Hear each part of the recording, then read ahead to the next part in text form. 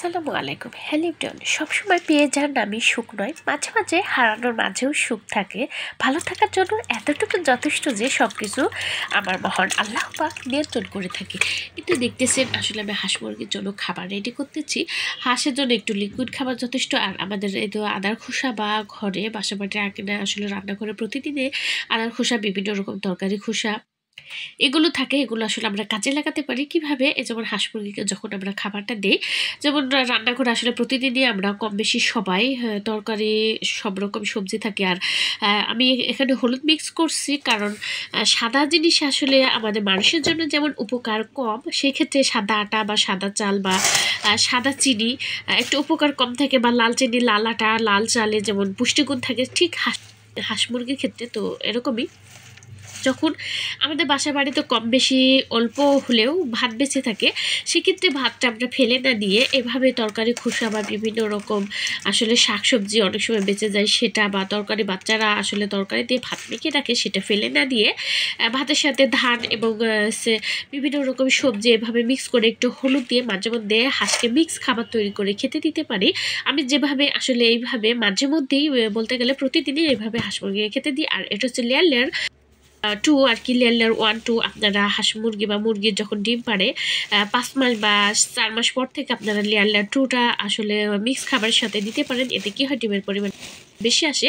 আর feed আছে অনেক রকম, তবে নারিশের ফিডটা আমি আসলে রেগুলার খাওয়াই। রেগুলার বলতে কি, যখন ডিমের জন্য 4 মাস বয়স হয়, সেক্ষেত্রে 4 মাস থেকে লেয়ার 2টা আসলে মুরগি বা হাঁসের জন্য খুবই ভালো।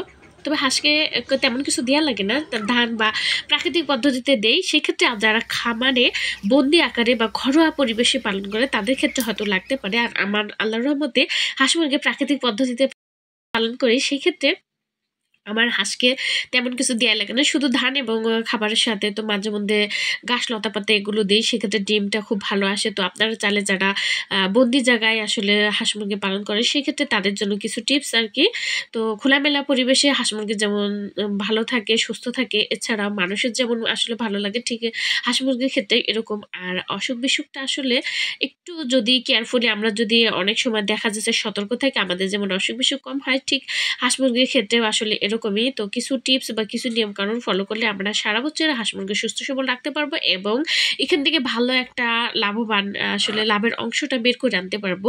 আর এই যে দেখতেছেন তুলসী গাছ, আসলে আমি তুলসী গাছ প্রতিদিনই, বিশেষ করে শীতকালে এ তো ছাদে ছেড়ে দিই মুরগিগুলো, আর মিক্স খাবারটা এভাবে খোলা পদ্ধতিতে ছেড়ে একটু খেতে দিই। এতে কি হয়, ওরা খুব মজা করে খায় এবং ওদের অসুখ বিসুখটা একটু কম হয়। কারণ শীতে মানুষের যেমন ঠান্ডা লাগে বা একটু সমস্যা হয়, সেক্ষেত্রে হাঁস মুরগি ক্ষেত্রে এটা হয়, এটা স্বাভাবিক, অস্বীকার করা না। আসলে আমাদের যেরকম শরীর থাকলে অসুখ বিসুখ হবে, হাঁস মুরগি পালন করতে ক্ষেত্রে যে কোনো ধরনের খামার হোক না কেন, সেটা খোলা বা ছাড়া, সেই পদ্ধতিতে আসলে রোগ আসতেই পারে। এটা আমাদের মেনে নিতে হবে, আর এটা মেনে নিয়ে আমাদের আসলে আগাতে হবে, কারণ ভয় পেলে হবে না।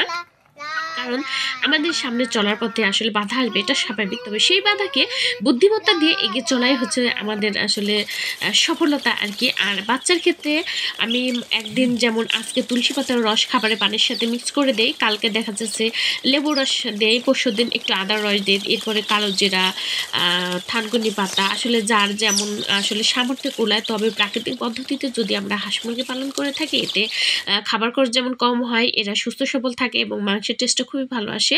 বিশেষ করে আমি তুলসী পাতাটা আমি আপনাদের একটু মানে সাজেশন দেবো আর কি।